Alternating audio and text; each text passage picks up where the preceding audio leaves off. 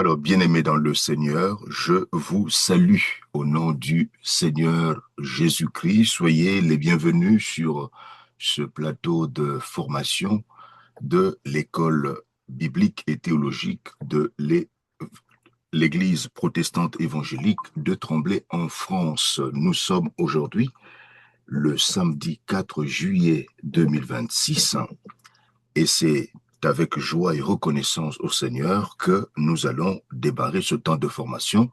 Je vais demander à notre bien-aimée sœur Gladys de nous recommander entre les mains de notre Père céleste afin que son esprit, l'esprit de vérité, puisse nous diriger pendant ce temps de formation. Prions avec notre sœur Gladys.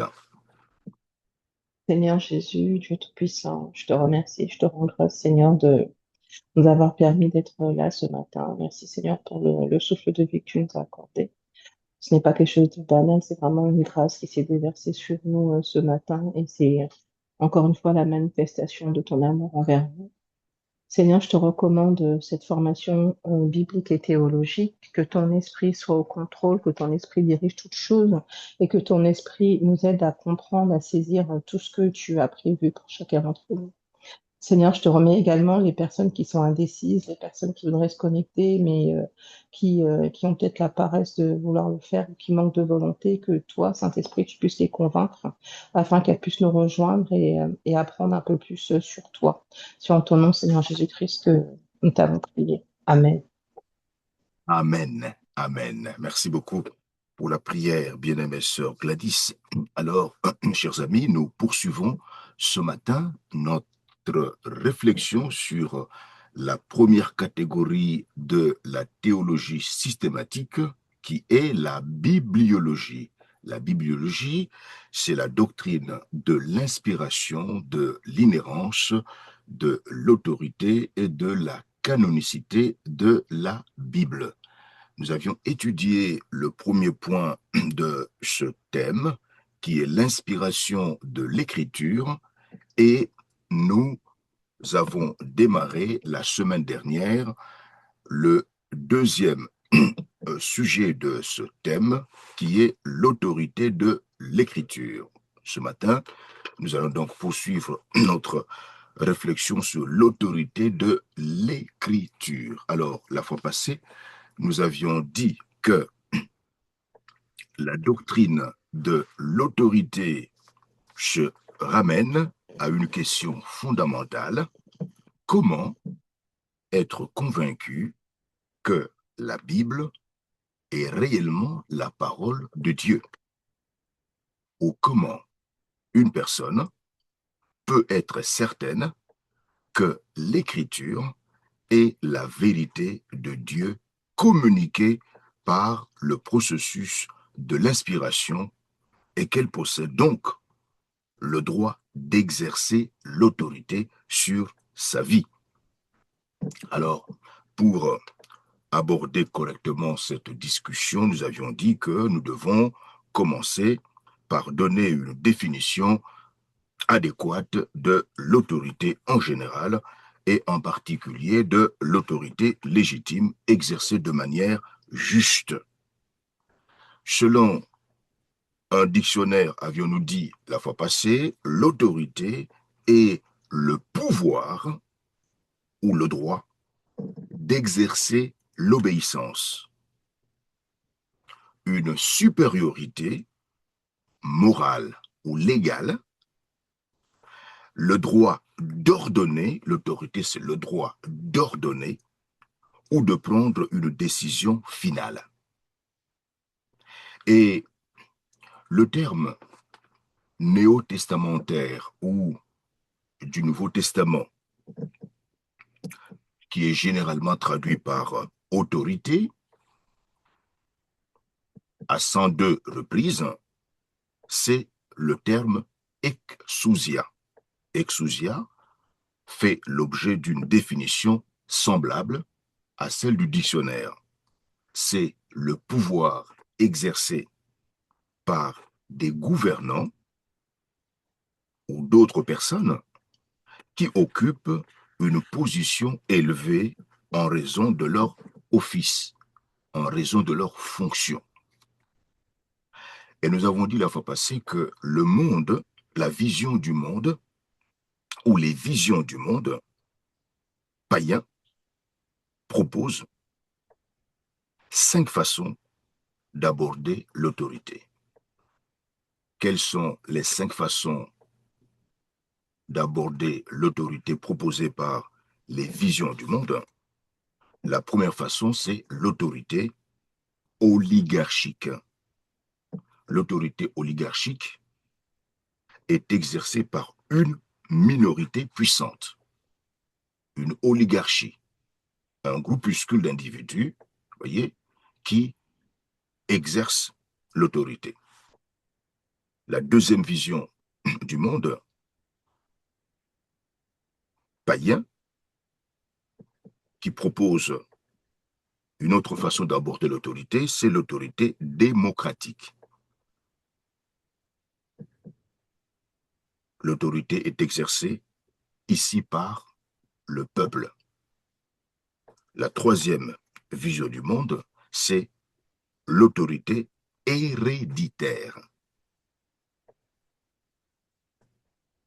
L'autorité ici est exercée par les membres d'une famille particulière. La quatrième vision du monde qui propose une autre façon d'aborder l'autorité, c'est l'autorité despotique, dictatoriale, despotique. L'autorité est exercée d'une mauvaise façon par une ou plusieurs personnes, des dictateurs. Et la cinquième vision du monde propose une dernière façon d'aborder l'autorité, c'est l'autorité personnelle exercée par une personne. Et nous avions dit la fois passée que selon la vision biblique du monde, eh bien, l'autorité originale et dernière, ultime, appartient à Dieu, au Dieu trinitaire, et au Dieu trinitaire seul. Le Dieu trinitaire n'a pas hérité son autorité, car il n'existait personne pour la lui léguer.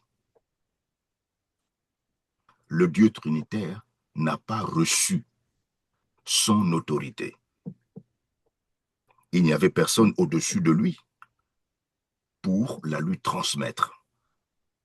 L'autorité du Dieu trinitaire ne résulte pas d'une élection,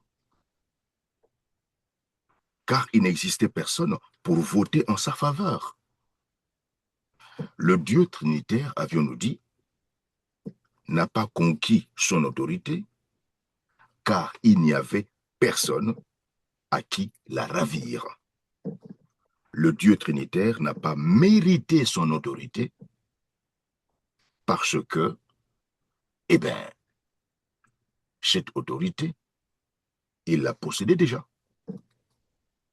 Alors, il suffit de considérer 3 faits pour s'apercevoir que l'autorité de Dieu est claire, évidente et incontestable.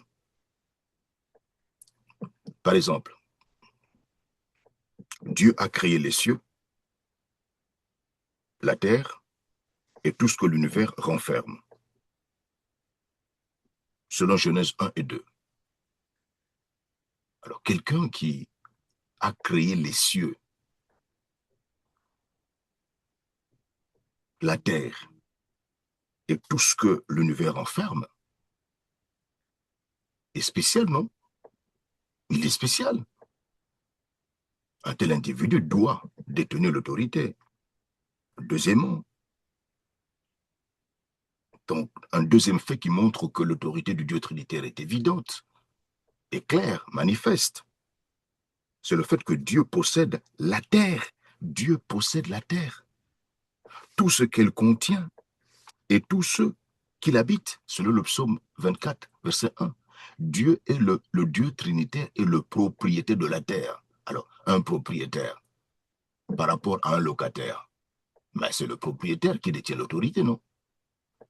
C'est le propriétaire. Dieu, le Dieu trinitaire est le propriétaire, voyez, de la terre. Tout ce que la terre contient et tous ceux qui habitent la terre sont des locataires du propriétaire, qui est le Dieu trinitaire.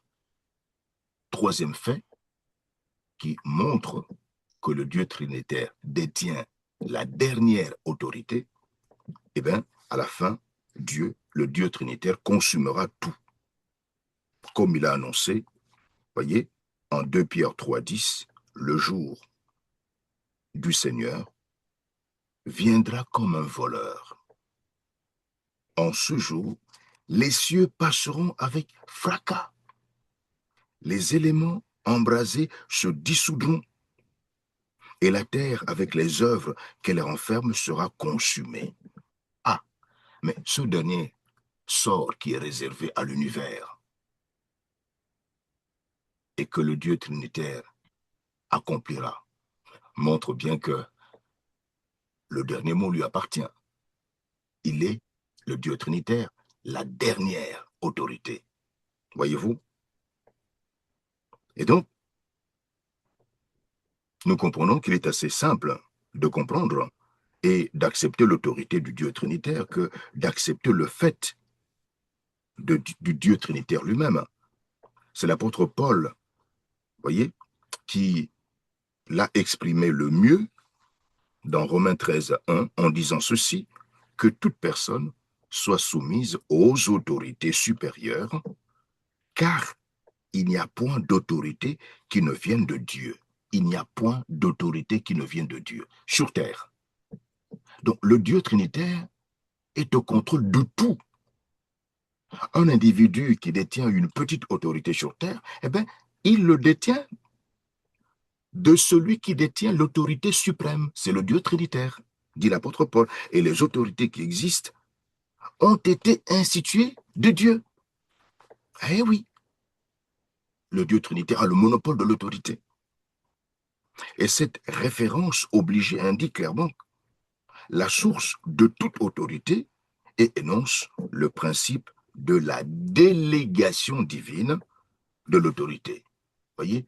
Donc, le Dieu trinitaire délègue son autorité à un individu.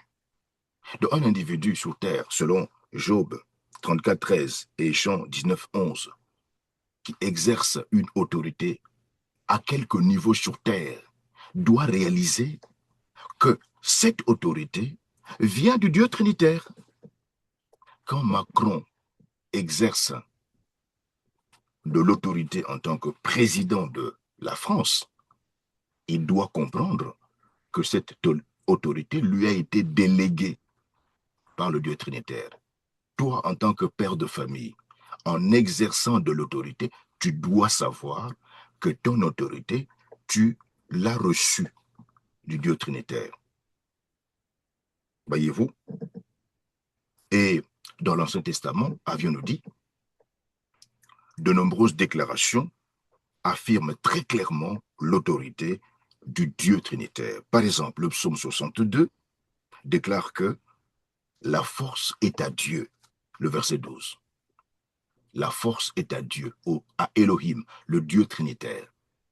C'est lui qui détient la force. Voyez? Et 2 Chroniques, chapitre 20, verset 6 précise,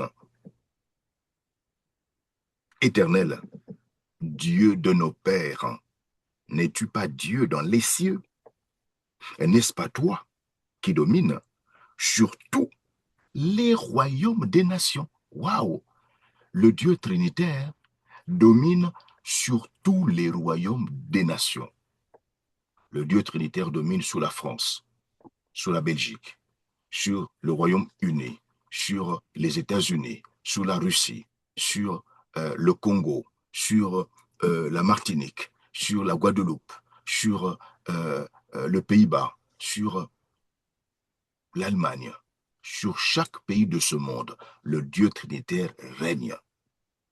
C'est ce que nous dit effectivement hein, ce passage de la Bible, hein, 2 Chroniques, voyez, 2 Chroniques 26. N'est-ce pas toi qui as en main la force et la puissance, et à qui nul ne peut résister. Nul ne peut résister. Voyez-vous, hein, souvenez-vous de l'expérience qu'avait connue l'empereur euh, de l'Empire babylonien, qui s'appelait Nabuchodonosor. Nabuchodonosor était un orgueilleux, un monarque orgueilleux, imbu de lui-même. Et qu'est-ce que l'Éternel, voyez, le Dieu du ciel et de la terre, celui qui détient toute l'autorité, avait fait? Eh bien, il lui a ordonné d'aller brouter l'herbe pendant 7 ans. Il a quitté le palais royal pour aller brouter l'herbe pendant 7 ans. Dans l'entretemps, pendant les 7 ans, l'Éternel a fait en sorte que personne d'autre ne puisse ravir le pouvoir. Voilà. Et il l'a fait pourquoi? Afin que Nabuchodonosor comprenne que c'est l'Éternel qui élève et qui abaisse. Quelle expérience, hein? Malheureuse. Voyez-vous, le Nouveau Testament attribue cette même puissance au Seigneur Jésus, qui a déclaré, après sa résurrection, en Matthieu 28, 18, « Tout pouvoir m'a été donné. » Par qui? Par le Père, par Dieu le Père, ou dans le ciel et sous la terre. Donc Jésus-Christ déclare, voyez, nous parlons de la dernière puissance, la dernière puissance, la dernière autorité. Jésus-Christ déclare que Dieu le Père lui a donné, à lui, Jésus-Christ, tout pouvoir, ou dans le ciel et sur la terre. En dehors de Jésus-Christ, il n'y a pas de pouvoir qui se balade. Voyez, quelqu'un ne peut pas déclarer détenir un pouvoir qui ne soit soumis au pouvoir par excellence, celui de Jésus-Christ. Et l'apôtre Paul affirme qu'à la fin des temps, en Philippiens chapitre 2, verset 10, eh bien, au nom de Jésus, tout genou fléchira dans les cieux, sur la terre et sous la terre. Voyez-vous, tout genou fléchira devant la dernière autorité qui est Jésus-Christ, le Fils unique et éternel de Dieu le Père.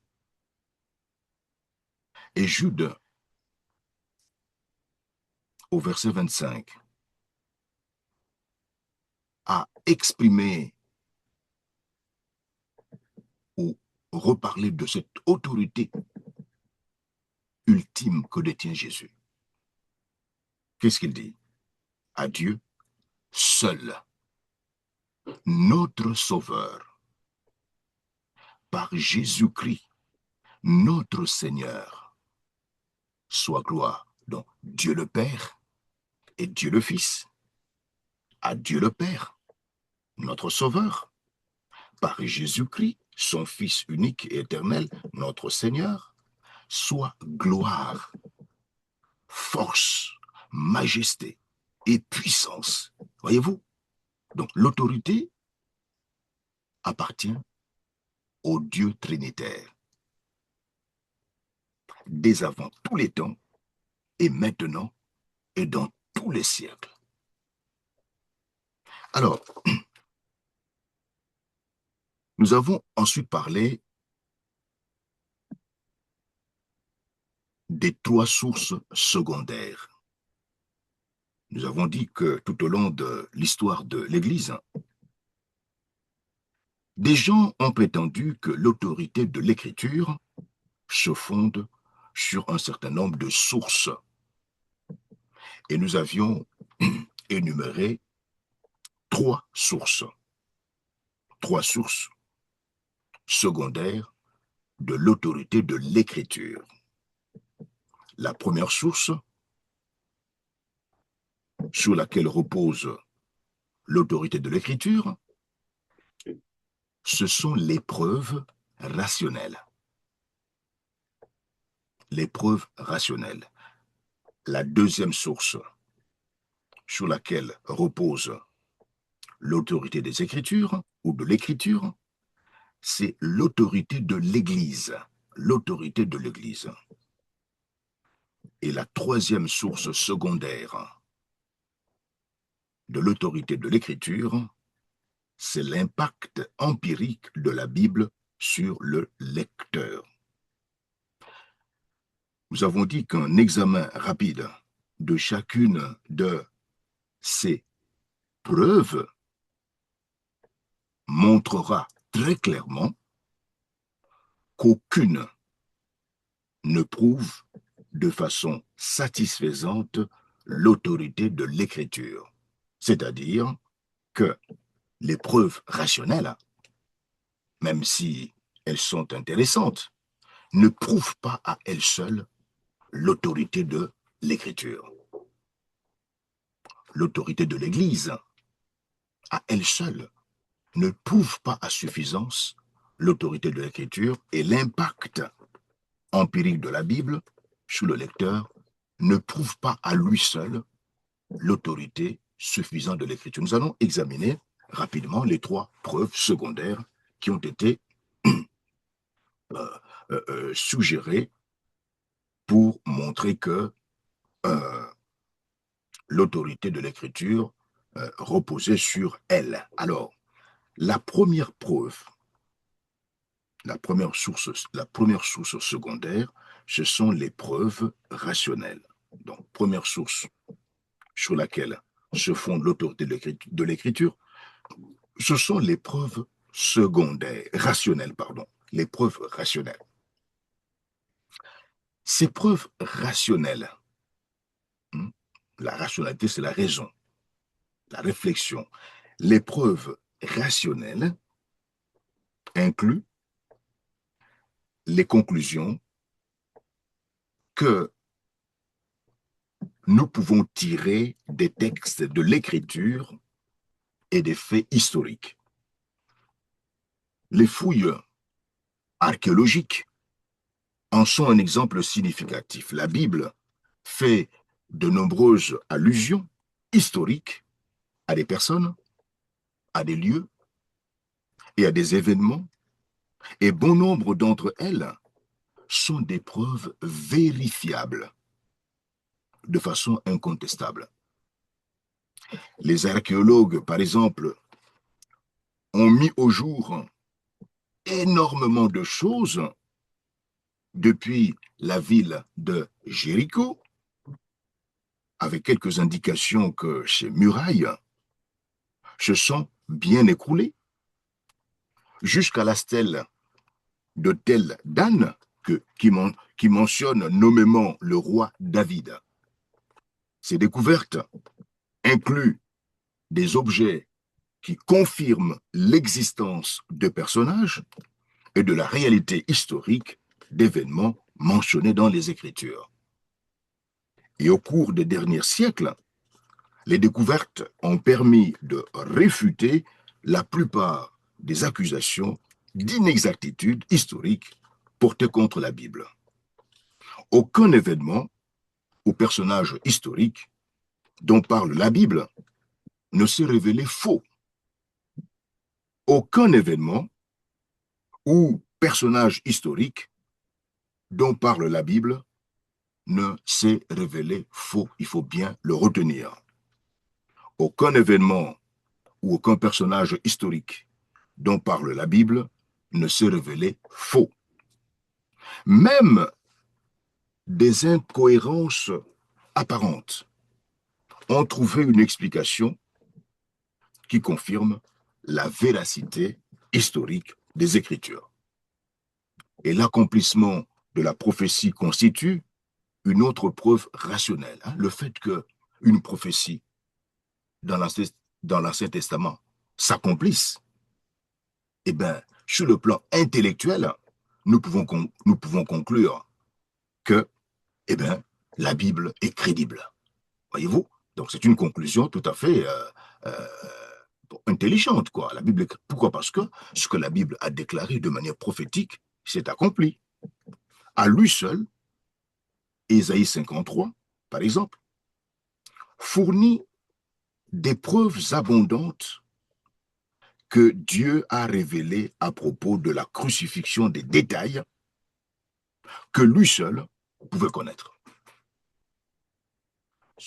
Les détails sur vous savez, la crucifixion n'existait pas à l'époque du prophète Ésaïe, au 8e siècle, 800 ans avant la naissance du Christ. Or, Ésaïe 53 donne des détails qui font froid au dos sur la crucifixion. C'est comme si Ésaïe était présent pour décrire, hein, la crucifixion. Et ce texte d'Ésaïe a été écrit environ 7 siècles avant la naissance de Christ. Ésaïe 44, verset 28, fait également référence à Cyrus, roi de Perse. Est-ce que notre frère Paul peut nous lire Ésaïe 44, verset 28? C'est une prophétie. Ésaïe 44, verset 28.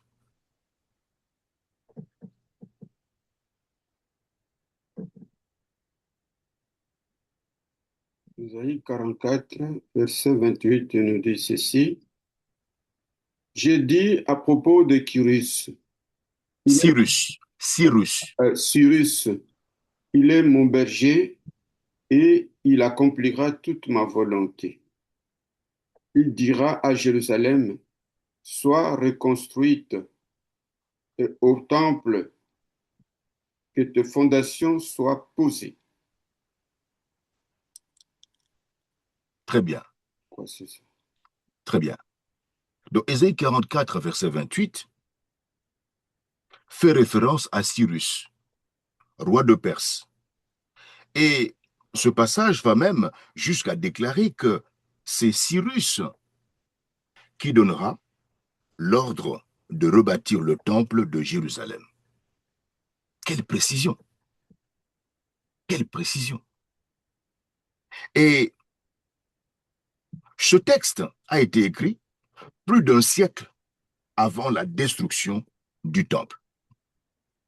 Daniel, de son côté, raconte la naissance et la chute de tous les grands empires, de l'empire perse à l'empire romain, d'une façon qui ne peut s'expliquer que par une révélation revêtue de l'autorité divine accordée par Dieu aux hommes. Daniel, chapitre 7 et 8, lorsque vous lisez Daniel 7 et 8, eh bien là, vous y découvrez un texte prophétique.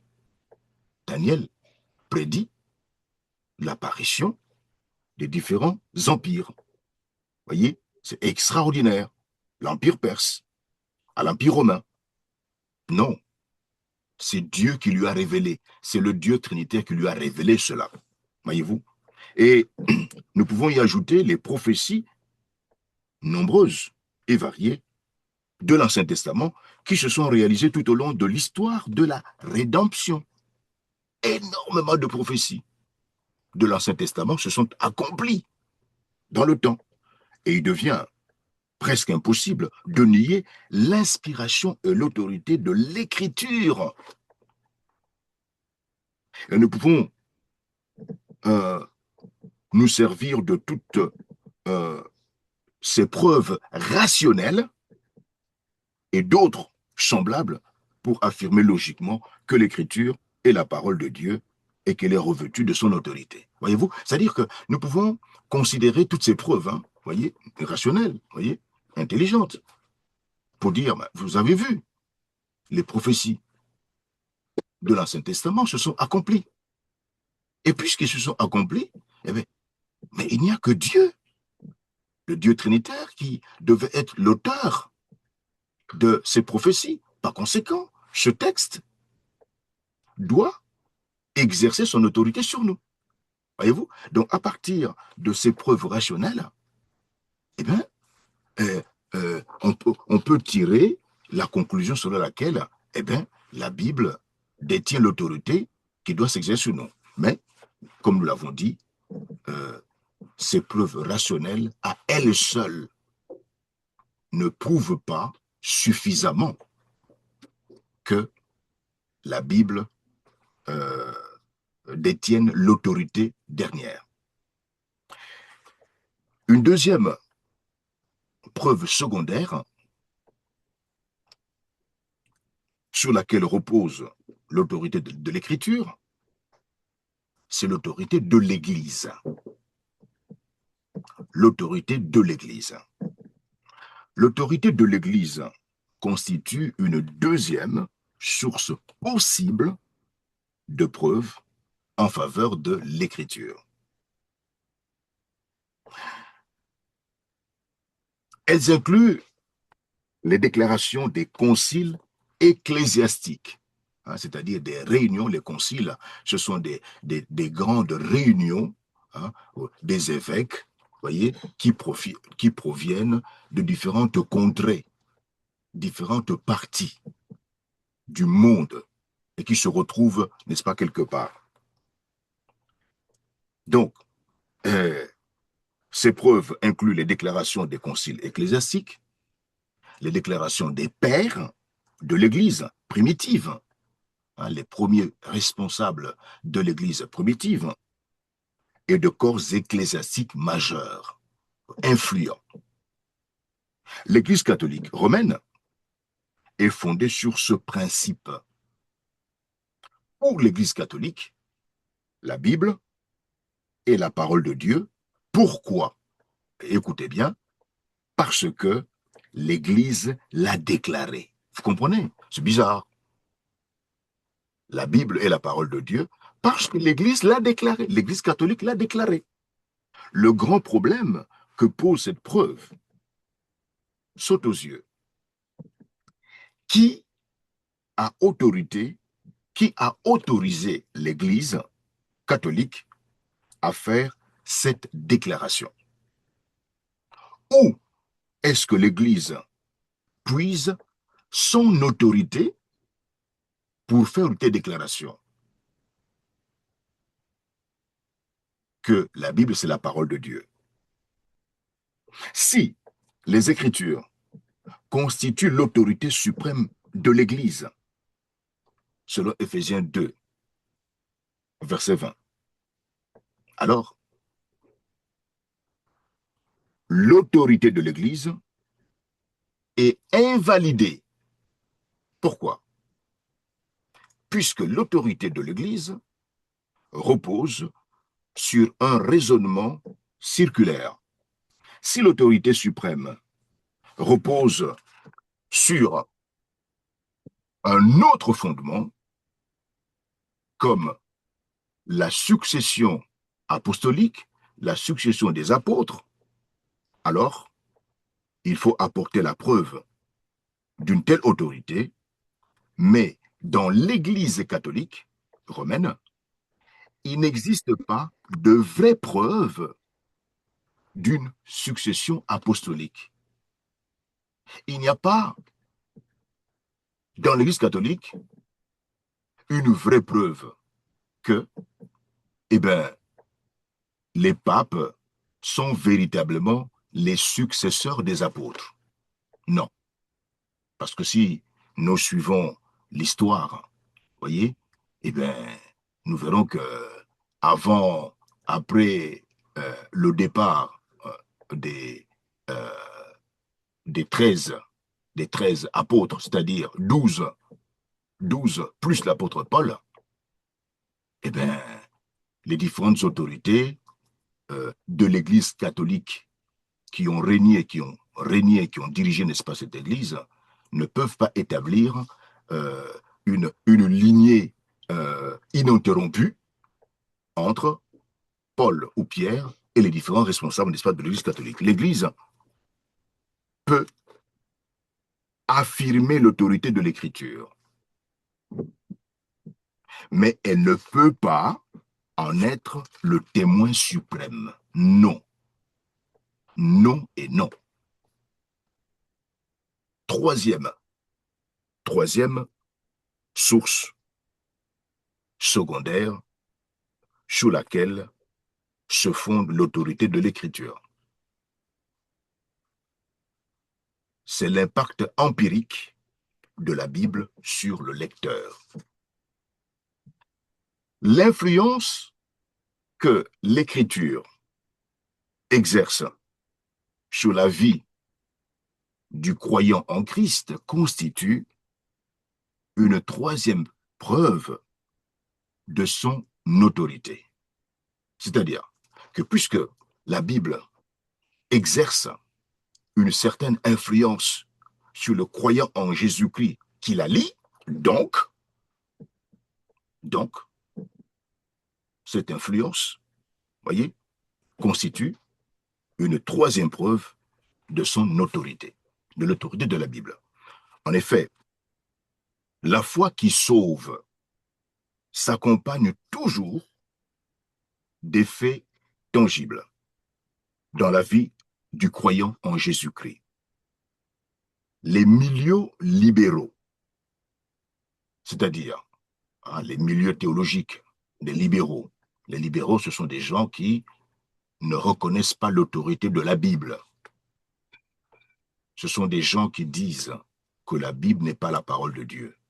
Et puisqu'ils se distancient de l'autorité de la Bible, ils ont commencé par dénigrer cette autorité et deuxièmement, ils se disent qu'ils ne sont pas redevables. Ils ne sont pas obligés de se soumettre aux injonctions de la Bible. C'est pour cela que parmi eux, l'éthique, hélas, est à désirer. On trouve parmi eux des homosexuels. On trouve parmi eux, je parle des théologiens libéraux, des théologiens qui, par exemple, disent que Jésus-Christ n'était pas ressuscité, Jésus-Christ était un pécheur. Voyez, puisqu'il n'était pas ressuscité, nous n'avons pas à accepter tout ce qui concerne Jésus. C'était un pécheur comme tous les autres, voyez-vous. Donc, je n'ai pas à suivre ce qu'il déclare. Je n'ai pas à suivre ce que la Bible déclare. Donc, les théologiens libéraux ont commencé par saper l'autorité, n'est-ce pas, de la Bible. Par conséquent, eh bien, ils peuvent se comporter comme bon leur semble. Ils sont homosexuels, ils sont lesbiennes, ils sont, voilà, euh, c'est terrible. Alors, les milieux euh, de ces théologiens libéraux se sont servis de cet argument pour dire que les Écritures ne sont pas la parole, mais qu'elles le deviennent quand elles exercent un impact pratique sur la vie du lecteur. Les Écritures deviennent seulement la parole de Dieu au moment où elles commencent à exercer une influence dans la vie du lecteur. Mais avant cette action spirituelle, dans la vie du lecteur, eh bien, les Écritures ne sont pas la parole de Dieu. Non. Dans les deux cas, cela revient à dire que la Bible est la parole de Dieu en s'appuyant sur les effets pratiques ou émotionnels qu'elle a sur la vie de l'individu. Ces preuves présentent toutes un inconvénient majeur. Elles sont subjectives. Elles ne sont pas objectives, elles sont subjectives.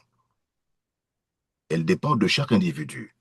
Elles laissent à l'individu le soin de décider si oui ou non la Bible est vraiment d'origine divine en se basant sur sa propre faculté d'évaluation.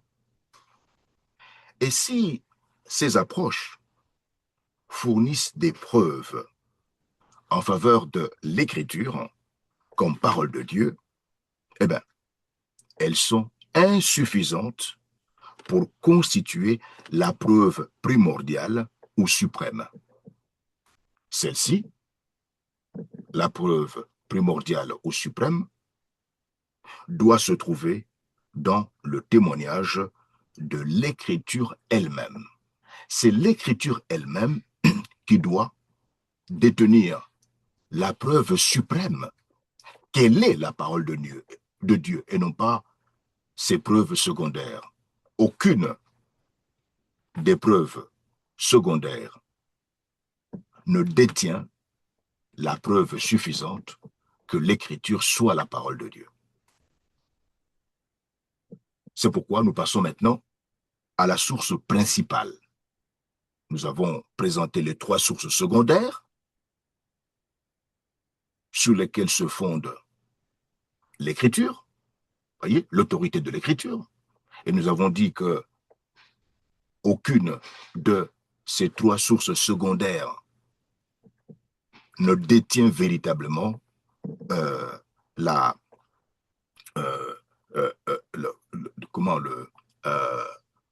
la raison principale sur laquelle doit reposer l'autorité de l'écriture. La source principale de l'autorité de l'écriture se trouve où exactement? Et c'est le deuxième point de notre réflexion de ce matin. La question de l'autorité revient souvent dans l'écriture. La description de Dieu ou du Dieu trinitaire et les titres que le Dieu trinitaire s'attribue démontrent son autorité absolue sur sa création. Le Dieu trinitaire est présenté dès les premières pages de l'écriture comme le créateur de toutes choses. Et c'est Genèse chapitre 1, verset 1 qui le dit. Le Dieu trinitaire. S'il vous plaît, pasteur. Excusez-moi de vous interrompre. Là, quand nous quittons source secondaire, vous avez dit quoi? Maintenant, on passe à quoi? J'ai présenté les 3 sources secondaires oui, mais sur lesquelles reposait l'autorité de on l'écriture. entame maintenant quoi? Maintenant, nous attaquons la source principale. Ok, merci. La source principale de l'autorité de l'écriture. La source principale de l'autorité de l'écriture. Nous avons dit que les 3 sources secondaires, voyez, sur aucune des 3 sources secondaires n'explique, voyez, ne constitue à elle seule l'autorité, la source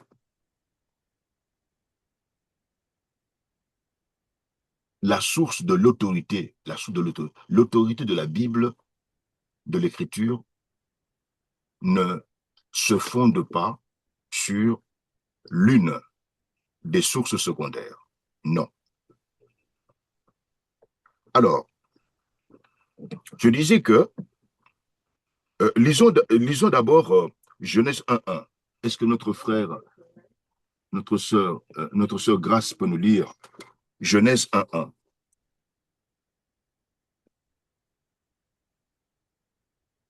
Genèse 1.1.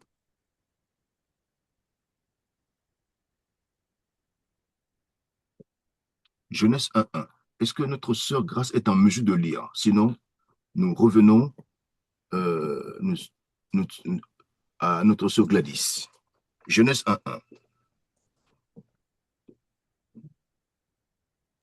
1.1. D'accord, Genèse 1.1. Tac.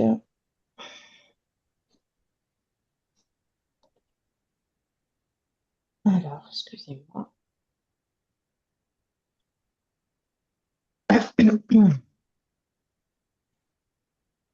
Alors, Genèse 1.1, version parole de vie. Au commencement, Dieu crée le ciel et la terre.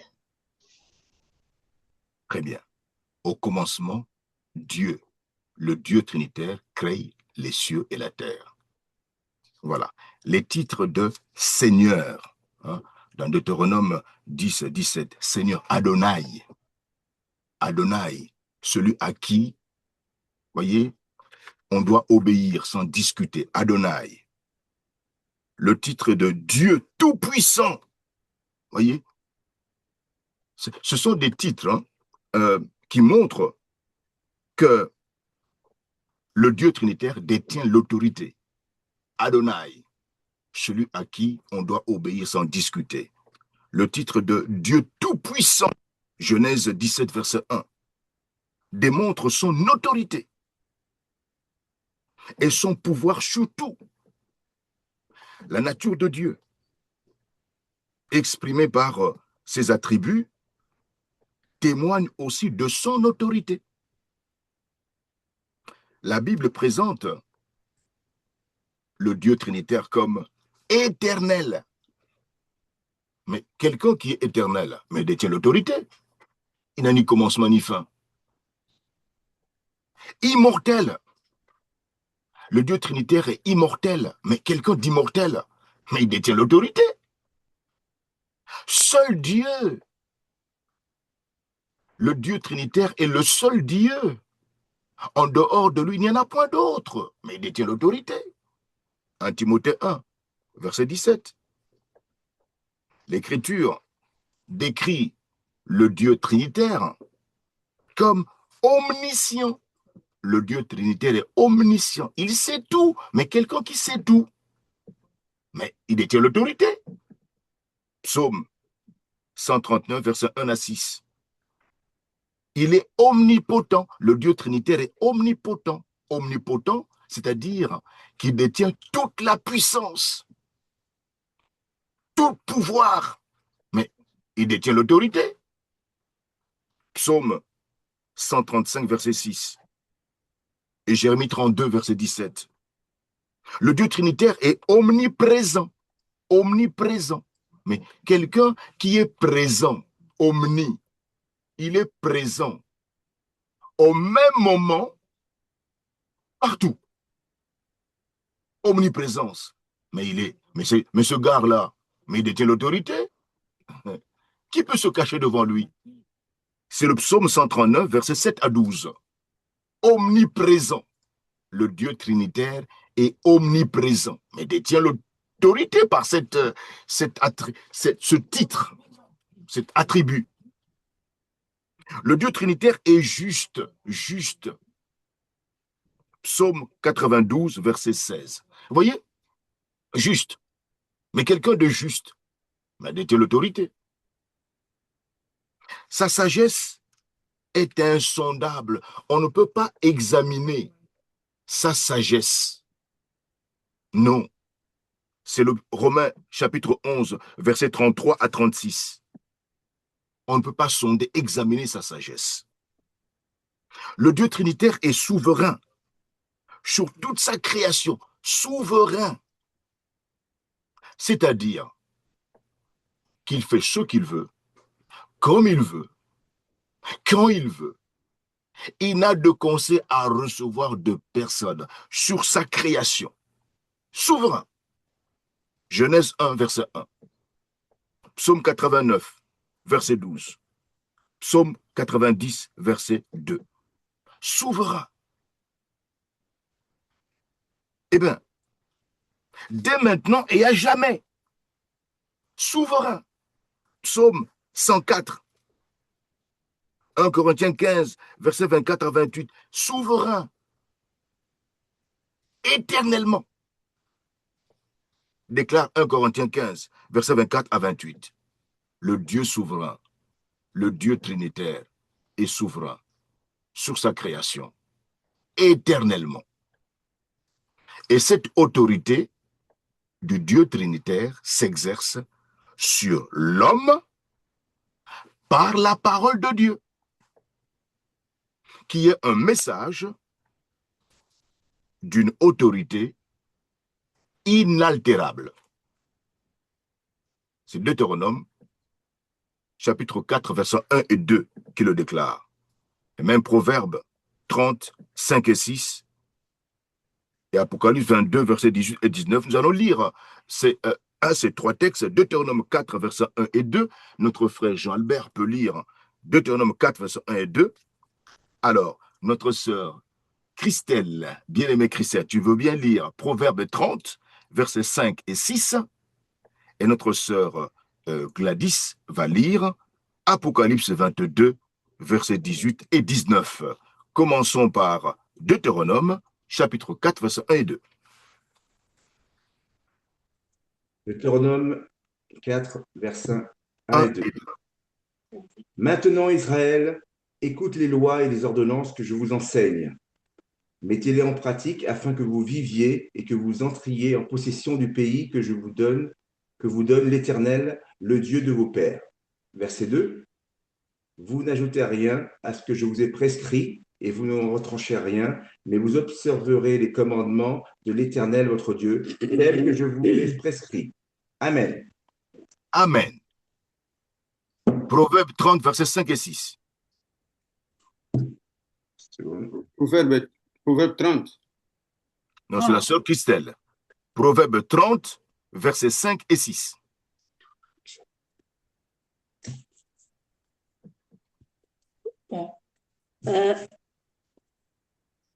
Toute parole de Dieu est éprouvée. Il est un bouclier pour ceux qui cherchent en lui un refuge. N'ajoute rien à ces paroles, de peur qu'ils ne te reprennent et que tu ne sois trouvé menteur. Amen. Amen. Toute parole de Dieu est éprouvée. Éprouvée. Apocalypse 22, versets 18 et 19. Alors, Apocalypse 22, versets 18 à 19. À tous ceux qui entendent les paroles de Dieu écrites dans ce livre, voici ce que moi, Jean, j'affirme. Si quelqu'un ajoute quelque chose à tout cela, Dieu lui ajoutera les grands malheurs décrits dans ce livre. Si quelqu'un enlève quelque chose aux paroles prophétiques de ce livre, Dieu lui enlèvera sa part des promesses de ce livre. Il ne pourra pas manger les fruits de l'arbre qui donne la vie, ni entrer dans la ville sainte. Amen. Amen. Amen. Il est interdit d'ajouter quoi que ce soit à l'écriture. L'écriture se compose de 39 livres de l'Ancien Testament et de 27 livres du Nouveau Testament. Voyez-vous, il est interdit de rajouter quoi que ce soit. L'écriture s'impose à nous par elle-même. Alors, nous sommes donc en train de parler de cette source, de la source principale de l'autorité de l'écriture. L'écriture trouve son autorité en elle-même, non pas en dehors d'elle. D'abord, le témoignage du Saint-Esprit. Le témoignage du Saint-Esprit. Étant donné la nature du Dieu trinitaire et de sa parole, le Dieu trinitaire seul est qualifié pour conférer l'autorité divine à l'écriture et la proclamer. Contrairement à l'action que l'Église catholique a posée. L'Église catholique a déclaré que la Bible, c'est la parole de Dieu. Non, elle n'a aucun mandat de faire une telle déclaration. C'est la Bible, c'est l'écriture elle-même. Ici, nous apprenons que c'est le Dieu trinitaire lui-même, et c'est le seul qui est qualifié pour conférer l'autorité, attribuer l'autorité divine à l'écriture et pour la proclamer. C'est le Dieu trinitaire seul qui est habilité, qui est qualifié pour dire que l'écriture a l'autorité et il proclame cette autorité. C'est précisément ce que le Dieu trinitaire fait par le témoignage interne que le Saint-Esprit rend aux croyants en Jésus-Christ, d'après la Bible. Le Saint-Esprit se sert des Écritures pour confirmer sa fiabilité, procurant ainsi aux croyants en Jésus-Christ la certitude que la Bible, que l'Écriture est la parole de Dieu. L'autorité découle d'un ministère spirituel du Saint-Esprit et non pas d'une décision subjective du croyant en Jésus-Christ. Ce n'est pas le croyant en Jésus-Christ, voyez, qui décrète, non. C'est le témoignage du Saint-Esprit.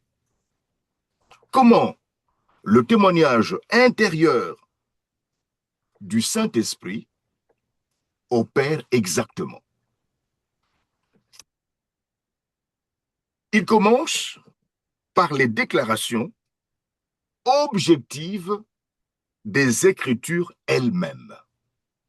Le Saint-Esprit commence par utiliser ce que les Écritures ont elles-mêmes déclaré. La Bible est une déclaration que Dieu adresse à l'homme sous forme de présupposition. La Bible s'ouvre par une affirmation péremptoire, grave, importante. Que dit cette affirmation? Genèse 1:1. Au commencement, Dieu créa. Point. Ça, c'est une déclaration qui n'appelle pas de discussion. Au commencement de quoi? De toutes choses. Elohim, le Dieu trinitaire, créa. Point. Donc, dès le départ, c'est une affirmation péremptoire de la création. Le monde existe parce que Dieu l'a créé. L'univers existe parce que le Dieu trinitaire l'a créé. Point barre. L'Écriture ne tente pas de prouver sa véracité au lecteur. Non. Elle ne commence pas par dire oui, oui, oui, oui, oui, oui, je suis vrai, je dis la vérité. L'Écriture ne propose pas au lecteur une série de raisonnements logiques comme preuve. Non. La parole de Dieu présente simplement la vérité comme étant la vérité, tout en espérant et en demandant au lecteur de l'accepter comme tel. Cela ne signifie évidemment pas qu'il n'y a pas de preuves qui confirment la véracité des affirmations de la Bible.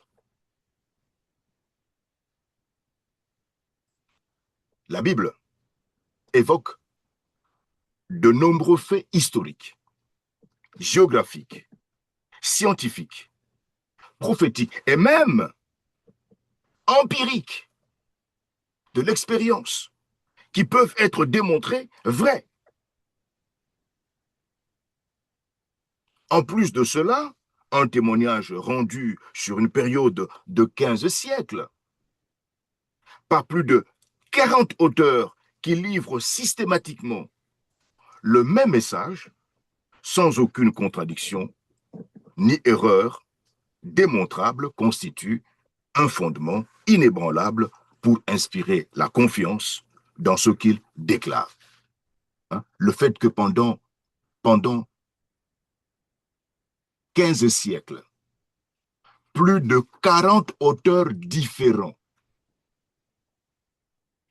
ayant vécu à des époques différentes, en différents endroits, ne se connaissant pas, aient tous écrit les 66 livres de la Bible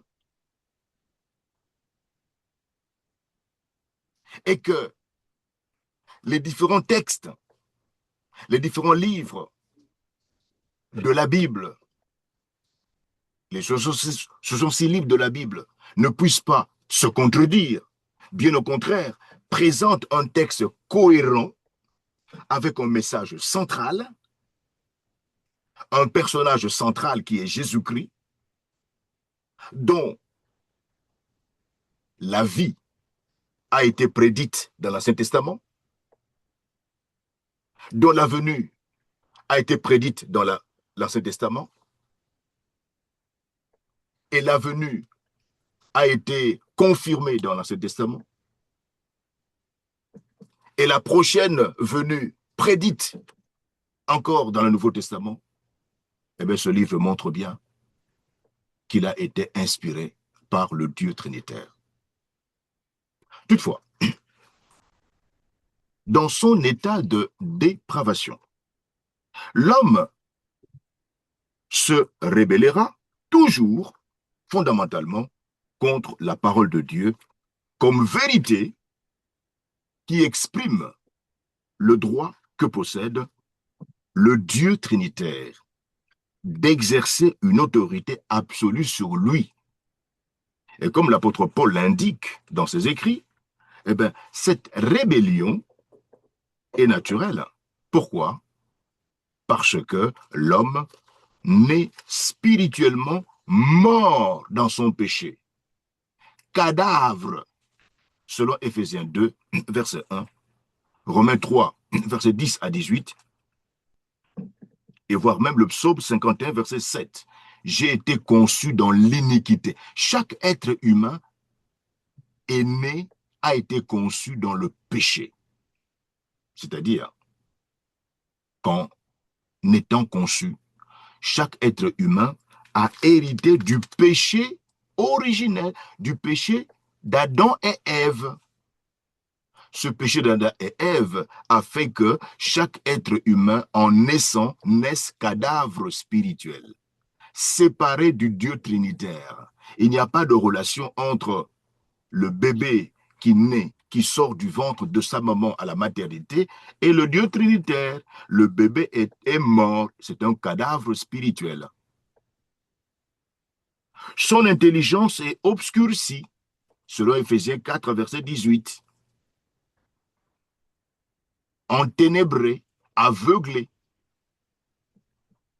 Il est incapable de se soumettre de tout son cœur à la loi de Dieu, selon Romains 8, 7. L'homme naturel, c'est l'homme animal, l'homme bestial. Un homme qui peut opérer des surprises, c'est un homme animal. Et il refuse d'accepter les choses de Dieu, étant donné qu'elles ne peuvent être jugées que spirituellement, selon 1 Corinthiens 2, 14. Donc, un cadavre spirituel est mort, spirituellement. C'est un animal. Vous savez, un animal hein, peut faire des surprises. Il y a des chiens, vous voyez, qui étaient gentils au départ. Et puis un jour, vous apprenez que le chien en question, qui a toujours été gentil, placé au coin, n'est-ce pas, de la maison, a fini par manger le bébé de la maison. Ah, mais ce n'est pas possible. C'était un chien agréable. Ah, il n'a jamais tué une mouche. Mais il a fini par manger le bébé au coin de la maison, dans une poussette. C'est un animal. Un animal. Seul, chers amis, la régénération, la résurrection spirituelle vient gracieusement à son aide. Ce cadavre spirituel doit ressusciter spirituellement, quitter le monde des morts et se retrouver dans le monde des vivants. Et c'est la résurrection spirituelle qui opère ce miracle. Aussi longtemps que ce miracle n'a jamais eu lieu, eh bien, nous sommes toujours en face d'un cadavre spirituel. Et pour que ce miracle de régénération, de résurrection spirituelle puisse avoir lieu, il faudrait simplement que le cadavre spirituel écoute d'abord l'évangile, la bonne nouvelle du salut gratuit par la foi en Jésus-Christ. Ça, c'est un. Deuxièmement, le Saint-Esprit le convainc qu'il est pécheur. De toute façon, c'est la parole de Dieu qui l'informe qu'il a été conçu dans l'iniquité. Hein, c'est ce que le psaume 51:7 dit. Que son papa spirituel, c'est le diable, qu'il le veuille ou pas. Mais c'est l'évangile, la bonne nouvelle du salut gratuit par la foi en Jésus-Christ qui informe le cadavre spirituel sur son statut. Sur ce que le Dieu trinitaire a dit qu'il est. Tu es un cadavre. C'est le Dieu trinitaire qui est souverain sur sa création, qui déclare que toi, Albert, toi, Gilbert, toi, Jean-Baptiste, toi, Pierre, toi, Paul, tu es un cadavre spirituel. Ton papa, ton papa spirituel, c'est le diable. Waouh! Jean 8:44. Jésus l'a déclaré. Ton papa, c'est le diable. Cela est vrai pour chaque être humain. Tu es en prison. Tu ne peux pas sortir de cette prison. Donc, aucun être humain ne peut sortir de cette prison dont le papa est le diable. Le geôlier, la sentinelle, c'est Satan. Tu es en prison. Tu ne peux pas sortir de là. C'est pourquoi Dieu le Père, au ciel, a décidé de t'envoyer un libérateur, son Fils unique et éternel, Jésus-Christ. Il est venu mourir sous la terre, sous la croix, à cause de tes péchés, à ta place et avec toi pour ton salut éternel. Donc si tu acceptes que Jésus-Christ, le Fils de Dieu le Père, était mort sur la croix pour 3 raisons. À cause de tes péchés, à ta place et avec toi pour ton salut éternel, et que tu décides de renoncer effectivement à Satan comme père spirituel, tu décides de renoncer à l'occultisme, tu décides de renoncer à tous tes péchés personnels, et tu te tournes vers Jésus-Christ et tu acceptes que Jésus était mort. Jésus, le Fils de Dieu le Père. Vous voyez, j'accepte, au fait, le Dieu trinitaire intervient dans le salut. J'accepte que Jésus est le Fils unique et éternel de Dieu le Père, qu'il était mort sur la croix pour 3 raisons, à cause de mes péchés, à ma place et avec moi, et je lui offre ma vie, en disant, Jésus-Christ, je t'offre ma vie, sois mon sauveur et Seigneur personnel. Ça, c'est la part du pécheur, du cadavre spirituel. Tout cadavre spirituel qui prend une telle décision, voyez, de se repentir de tous ses péchés et de se convertir à Christ, eh bien, en le recevant comme sauveur et Seigneur personnel, le Dieu trinitaire entre en action et le sauve. Dieu le Père associe ce cadavre spirituel à Jésus et l'entraîne dans sa mort et dans sa résurrection. Dans le royaume des ténèbres, le cadavre spirituel meurt avec Jésus-Christ et ensuite Dieu le Père l'arrache de là et le fait ressusciter avec Jésus dans le royaume de Jésus. C'est ça la résurrection spirituelle. Jésus-Christ, Jésus, qu'est-ce qu'il fait? Eh bien, il prend le cadavre spirituel, il le plonge dans le Saint-Esprit. Ensuite, il l'intègre dans son propre corps. Ça, c'est le baptême dans le Saint-Esprit, le baptême du Saint-Esprit. C'est Jésus qui baptise dans le Saint-Esprit. Lui seul, non pas le pasteur, non pas le prêtre, non pas le pape. C'est faux. C'est Jésus lui-même. C'est Jean-Baptiste qui l'a dit. Celui qui vient après moi est plus grand que moi. Lui, il vous baptisera dans le feu et dans le Saint-Esprit. Jésus-Christ baptise dans le feu. Qui? Ceux qui refusent de le recevoir comme sauveur et Seigneur personnel.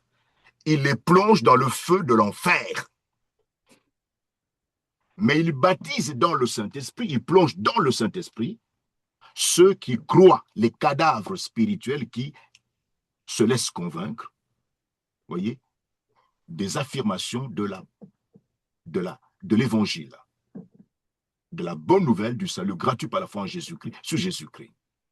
Il est d'accord avec ce que l'évangile a dit, que oui, je suis cadavre spirituel, je ne discute pas, que oui, Satan est mon père spirituel. Il a planifié de conjuguer sur moi 3 verbes, voler, égorger et tuer. C'est mon papa. Mais je ne veux plus de lui à partir de maintenant. Le mariage entre lui et moi, je le romps maintenant. Je ne veux plus de l'occultisme. Je ne veux plus de tous mes péchés personnels. Je me tourne vers Jésus et j'accepte qu'il était mort sur la croix pour ces 3 raisons. À cause de mes péchés, à ma place et avec moi. Et je le reçois comme mon sauveur et Seigneur personnel. Je lui offre ma vie. Je lui dis, Jésus-Christ, sois le maître de ma vie pour toujours. C'est désormais toi que je suivrai. Donc, Jésus-Christ a plongé un tel gars, une telle femme, dans le Saint-Esprit et l'a intégré dans son propre corps pour en faire un membre permanent, éternel de son corps. Tout cela a lieu à la même fraction de seconde. Le Père intervient, le Fils intervient, le Saint-Esprit intervient. Le Père céleste utilise le Saint-Esprit comme un tampon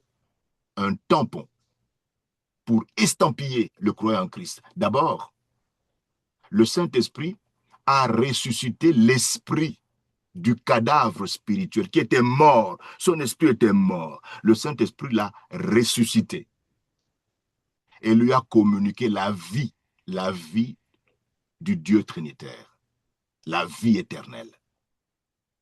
C'est la résurrection spirituelle. Le Père Céleste a estampillé, tamponné, cacheté cet individu avec le Saint-Esprit en disant, désormais, tu es ma propriété privée et je te donne une destination, la rédemption éternelle. La rédemption éternelle, c'est la phase finale du salut. Elle interviendra quand Jésus apparaîtra dans les airs. Ce jour-là, eh bien, nous, le croyant en Jésus-Christ sera sauvé. Sera sauvé de quoi? De toute infirmité due au péché. Ce jour-là, toutes les infirmités seront supprimées, annihilées. Il n'y aura plus de maladie. Quand Jésus apparaîtra dans les airs, le corps des croyants en Jésus seront transformés. Les morts, mais leurs corps ressusciteront, seront transformés et rejoindront l'esprit qui était déjà auprès de Jésus pour former des êtres complets. C'est le premier contingent qui ira à la rencontre de Jésus dans les airs. Le deuxième contingent sera formé des croyants en Jésus qui seront vivants au moment où Jésus apparaîtra dans les airs. Leurs corps seront transformés, deviendront parfaits, semblables au corps de Jésus.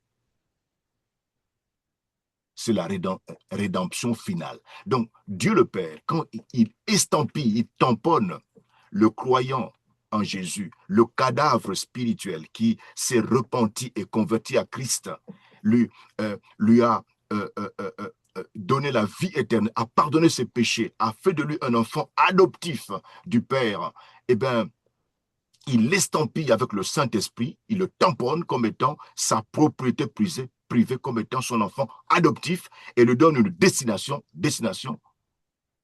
la rédemption finale. Cette phase finale au cours de laquelle, eh bien, ton corps sera transformé, deviendra semblable au corps de Jésus. Quand Jésus apparaîtra dans les airs. Voyez-vous? Donc, seule la régénération spirituelle, cette résurrection des cadavres spirituels, qui vient aider le cadavre spirituel pour changer son statut, lui ouvrir les yeux spirituels et voir les Écritures. Voyez-vous, lorsque le Saint-Esprit régénère un pécheur perdu, ressuscite spirituellement un pécheur perdu, voyez, en communiquant la vie à la place de son esprit qui était mort. Son esprit qui était mort, d'accord, reçoit la vie du Dieu trinitaire. C'est ça la résurrection spirituelle, voyez, qui a lieu au moment de la repentance et de la conversion à Jésus-Christ.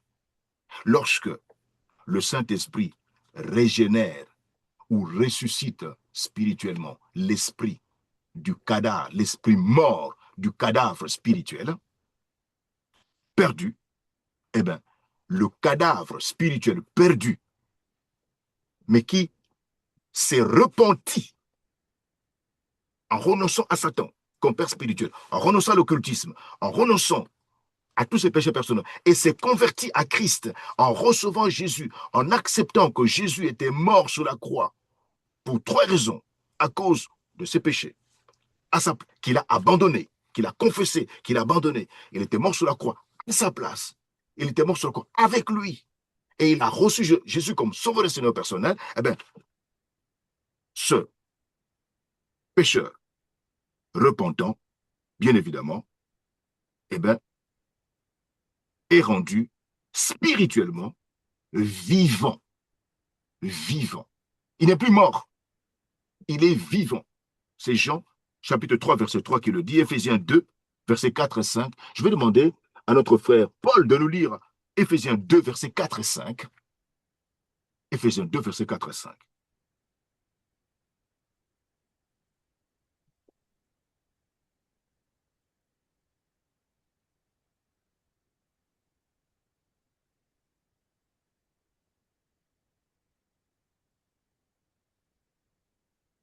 Éphésiens 2, versets 4 et 5. Je vais lire dans Parole vivante. Mais Dieu est si riche en beauté. Lorsque nous étions encore plongés dans la mort à cause de nos désobéissances, il s'est chargé de nous avec amour et il nous a conduits vers une vie nouvelle en nous communiquant la vie même du Christ. N'est-ce pas pure grâce que vous ayez pu être sauvés? Merci. 4 et 5. Amen. Merci. Amen. Dieu le Père, nous a communiqué la vie de Christ, la vie nouvelle. Nous étions des cadavres spirituels. Il y a eu une œuvre de résurrection spirituelle. La vie nouvelle s'accompagne de l'illumination. Nous étions des aveugles. La cécité avait fermé nos yeux quand nous étions des cadavres spirituels. Mais la vie nouvelle en Jésus-Christ s'accompagne de l'illumination, c'est-à-dire la capacité accordée par l'Esprit de Dieu de discerner que les Écritures sont vraiment la parole de Dieu. En ressuscitant spirituellement, eh bien, le Saint-Esprit ouvre nos yeux spirituels et nous fait comprendre que, waouh! Les Écritures, c'est-à-dire les 66 livres de la Bible, sont la parole de Dieu. 1 Jean, chapitre 2, versets 20 et 27. Je vais demander à notre bien-aimée sœur Françoise Toto, de nous lire 1 Jean, chapitre 2, première lettre de Jean, chapitre 2, versets 20 et 27.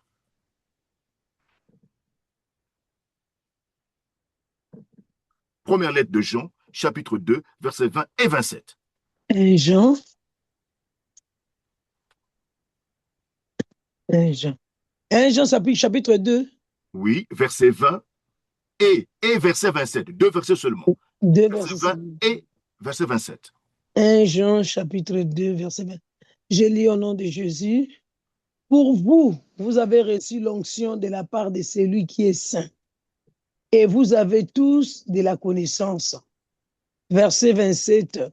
Pour vous, l'onction que vous avez reçue de lui demeure en vous. Et vous n'avez pas besoin qu'on vous enseigne. Mais comme son onction vous enseigne toutes choses et qu'elle est véritable et qu'elle n'est point un mensonge, demeurez en lui selon les enseignements qu'elle vous a donnés. Amen. Amen. Quand nous étions cadavres spirituels, nos yeux étaient fermés. Après avoir été ressuscités spirituellement, eh bien, cette résurrection spirituelle, notre esprit mort a été ressuscité, a reçu la vie de Dieu, la vie du Dieu trinitaire, du Père, du Fils et du Saint-Esprit. Et en même temps, le Saint-Esprit nous a illuminés, a éclairé notre esprit pour que nous puissions discerner que la Bible, l'Écriture, est véritablement la parole de Dieu. Jésus a lui-même affirmé que la Bible est vraie. Dans Jean 17, verset 17. Notre sœur Christelle, est-ce que tu peux nous lire Jean 17, verset 17? Jean 17, verset 17. Je vais dire à sa place, pasteur. Ah, d'accord. Allez-y. 17, verset 17.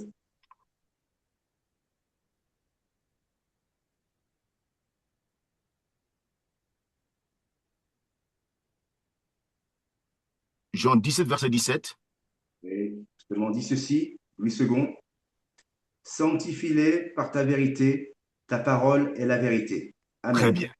Amen. Jésus a déclaré que ta parole, la parole de Dieu, ce n'est pas la parole d'un homme, hein, ta parole de Dieu est la vérité. Et cette vérité sanctifie. C'est pourquoi, lorsque nous passons notre temps à lire la Bible a une faculté spéciale de nettoyer, de nous nettoyer. Familiarisons avec la Bible, mangeons la Bible, elle nous nettoie. Jésus a aussi déclaré que pour avoir une conviction sereine de ce fait, il fallait avoir un cœur disposé à se soumettre à la volonté de Dieu. C'est le Jean 7, 17. Cela exige un cœur nouveau que seul l'Esprit de Dieu peut créer. Selon Jean 3, versets 5 à 8. Il n'y a que le Saint-Esprit qui peut créer un être nouveau. C'est pour cela, mes amis, que pour changer la société, eh bien, il faut changer le cœur de l'homme. Mais qui peut changer le cœur de l'homme? Il n'y a que Jésus. Il n'y a que Jésus. Donc, la vraie révolution de la société commence par la révolution des cœurs. Chaque cœur doit être transformé par Jésus-Christ. Doit être ressuscité par le Dieu trinitaire. Ensuite, on peut bâtir dessus. Donc, lorsque nous avons des cadavres spirituels qui se déambulent là, hein, dans les rues ou dans nos maisons, c'est un phénomène triste. Tu peux beau parler 24 heures sur 24, le cadavre spirituel restera cadavre spirituel. Il faut que le Saint-Esprit agisse en lui pour le convaincre qu'il est perdu. Voyez-vous, il doit se donner à Jésus-Christ. Et Jésus doit transformer son cœur pour en faire un être nouveau, une personne nouvelle.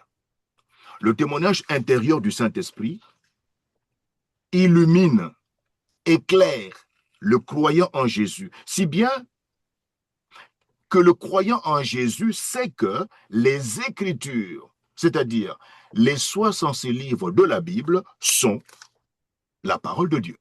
Voyez-vous? Donc c'est le témoignage intérieur du Saint-Esprit qui illumine le croyant en Jésus-Christ, qui a été ressuscité par le Dieu trinitaire, de sorte qu'une fois que le croyant en Jésus-Christ est éclairé spirituellement, voyez, éclairé au niveau de son intelligence, eh bien, au niveau de son intelligence, il discerne. Tiens, waouh, que les Écritures sont réellement la parole de Dieu. La base biblique d'une telle conviction découle de deux sources. Premièrement, les paroles de l'Écriture seront de témoignage à elles-mêmes. Pourquoi? Parce qu'elles revendiquent leur origine en Dieu. C'est 2 Timothée 3,16. Donc, je vais demander à notre sœur Françoise de nous lire 2 Timothée 3,16. Oui, pasteur. Et notre frère Paul va nous lire 2 Pierre, chapitre 1er, versets 20 et 21. 2 Les Timothée, Écritures elles-mêmes déclarent qu'elles viennent de Dieu. Oui, allez-y. 2 Timothée 3,16. Hein? Oui, Voilà. 2 Timothée 3,16, elle nous dit, je lis au nom de Jésus, toute écriture est inspirée de Dieu et utile pour enseigner, pour convaincre, pour corriger, pour instruire dans la justice. Amen. amen. Toute écriture, c'est-à-dire les 66 livres de la Bible, sont inspirés de Dieu. C'est ce que cela signifie. Et utiles pour convaincre. Voyez-vous? Donc, ce sont les Écritures elles-mêmes qui affirment qu'elles ont été inspirées de Dieu. Donc, leur autorité vient de Dieu, du Dieu trinitaire. Deuxièmement, nous parlons d'abord de Pierre 1, 20 et 21, frère Paul. 2 Pierre combien? 2 Pierre, chapitre 1er, versets 20 et 21.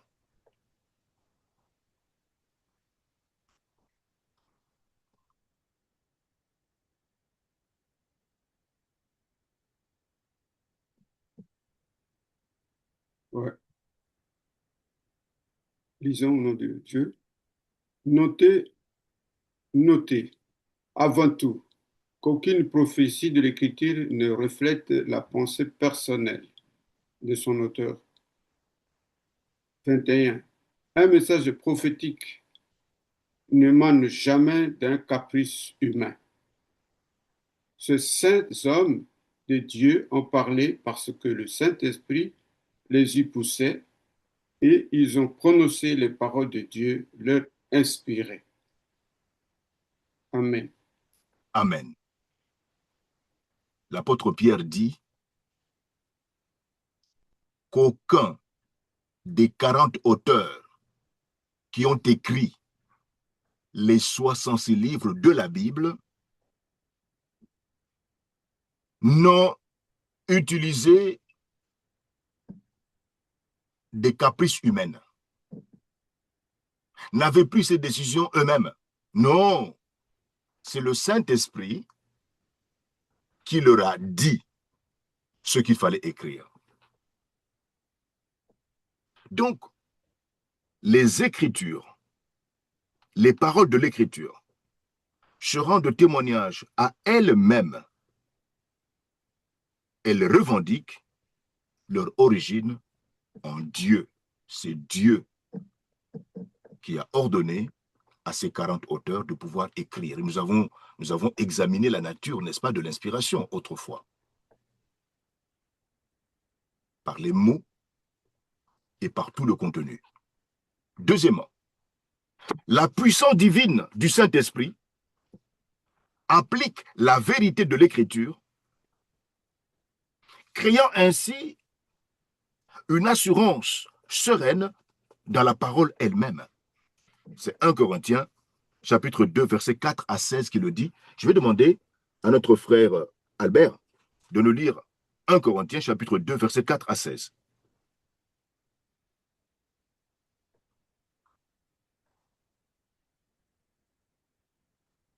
Frère Jean-Albert. Oui, il a entendu. 1 Corinthiens, chapitre 2, versets 4 à 16. 1 Corinthiens 2, 4 à 16. Et ma parole et ma prédication ne reposaient pas sur les discours persuasifs de la sagesse, mais sur une démonstration de l'esprit et de puissance. Verset 5. afin que votre foi fût fondée non sur la sagesse des hommes, mais sur la puissance de Dieu. Verset 6. Cependant, c'est une sagesse que nous prêchons parmi les parfaits, sagesse qui n'est pas de ce siècle, ni des chefs de ce siècle, qui vont être anéantis. Verset 7. Nous prêchons la sagesse de Dieu, mystérieuse et cachée, et que Dieu, avant les siècles, avait destinée pour notre gloire. Verset 8. Sagesse qu'aucun des chefs de ce siècle n'a connue, car s'ils l'eussent connue, ils n'auraient pas crucifié le Seigneur de gloire. Verset 9. Mais comme il est écrit, ce sont des choses que l'œil n'a point vues, que l'oreille n'a point entendues, et qui ne sont point montées au cœur de l'homme, des choses que Dieu a préparées pour ceux qui l'aiment. Verset 10. Dieu les a révélées par l'Esprit, car l'Esprit sont tout, même les profondeurs de Dieu. Lequel des hommes, en effet, connaît les choses de l'homme, si ce n'est l'Esprit de l'homme qui est en lui, de même personne ne connaît les choses de Dieu, si ce n'est l'Esprit de Dieu. Verset 12. Or, nous n'avons pas reçu l'Esprit du monde, mais l'Esprit qui vient de Dieu, afin que nous connaissions les choses que Dieu nous a données par grâce. Verset 13. Et nous en parlons, non avec des discours qu'enseigne la sagesse humaine, mais avec ceux qu'enseigne l'Esprit, employant le langage spirituel pour les choses spirituelles. Verset 14. Mais l'homme animal ne reçoit pas les choses de l'Esprit de Dieu, car elles sont une folie pour lui, et il ne peut pas les connaître parce que c'est spirituellement qu'on en juge. Verset 15. L'homme spirituel, au contraire, juge de tout, et s'il n'est lui-même jugé par personne. Verset 16. Car qui a connu la pensée du Seigneur pour l'instruire? Or, nous avons la pensée de Christ. Amen. Amen. Chers amis, c'est la lecture et la proclamation de l'Écriture qui actionne ce ministère du Saint-Esprit. Le Saint-Esprit œuvre dans le cœur du croyant en Jésus-Christ lorsque le croyant en Jésus-Christ lit les Écritures. Selon Romains 10, verset 14, verset 17, notre frère Paul, est-ce que tu peux nous lire Romains 10, verset 14 et 17, deux versets. Romains chapitre 10, verset 14 et verset 17.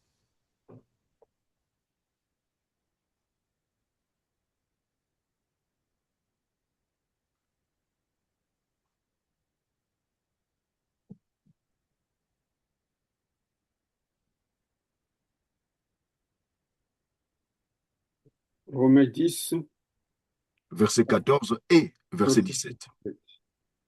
je lis au nom du Seigneur. 14.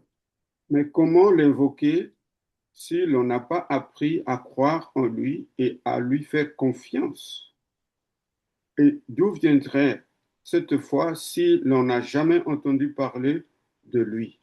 Et comment entendre parler s'il n'y a pas de messager pour proclamer la bonne nouvelle? Verset 17. Donc la foi naît lorsqu'on entend prêcher l'évangile. Et le message qui suscite la foi, c'est celui qui, sur l'ordre du Christ, s'appuie sur la parole et sur sa venue. Amen. Amen. Lorsque la parole de Dieu, les Écritures sont lues par le croyant Jésus-Christ, le Saint-Esprit travaille et convainc.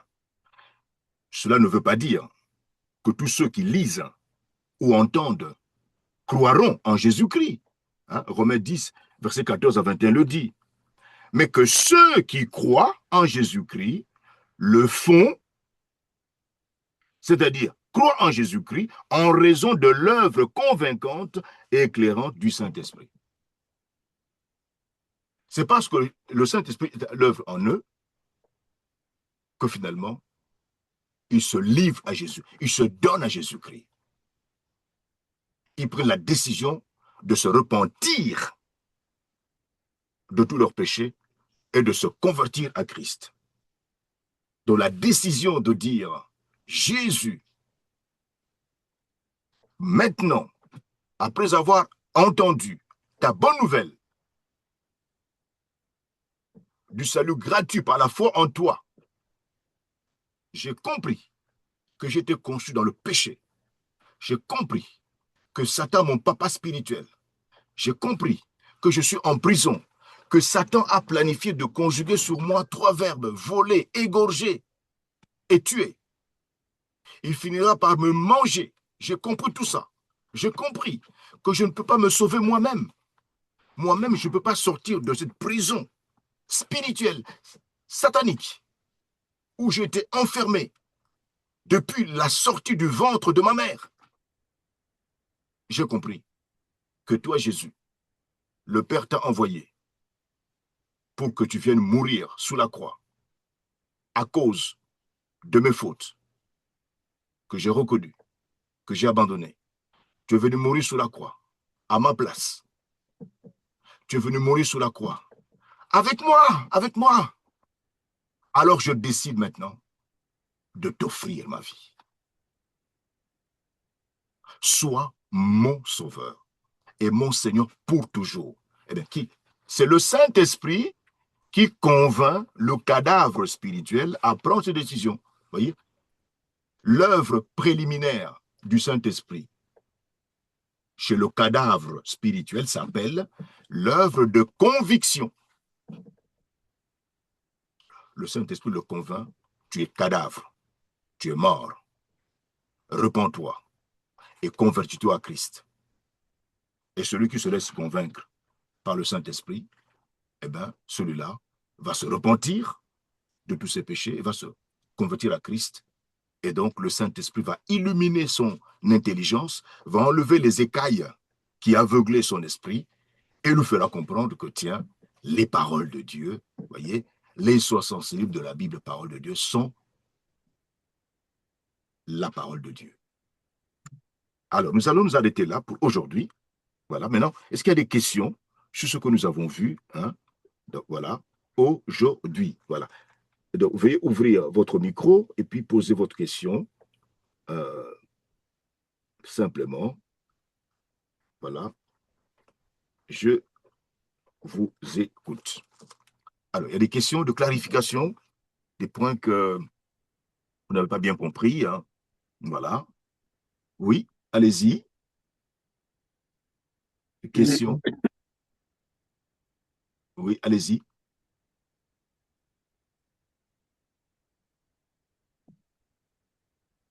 Oui.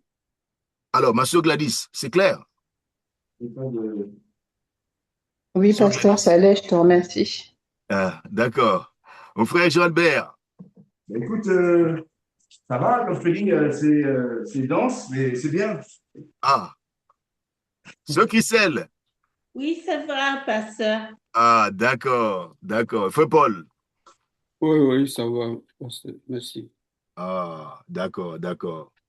Ben, nous allons demander. Et sœur Françoise, Toto, Oui, ça va, pasteur, c'est bon. ça va, d'accord, très Ouais, bien, ouais. très bien, très bien, ok. Eh ben, nous allons demander à notre bien-aimé frère Jean-Albert de terminer par la prière en remerciant Dieu notre Père Céleste pour ces vérités spirituelles qui ouvrent nos yeux spirituels et assoient notre confiance dans le Dieu Trinitaire et dans sa parole qui est véritablement la parole de Dieu. Nous allons prier avec notre frère Jean-Albert.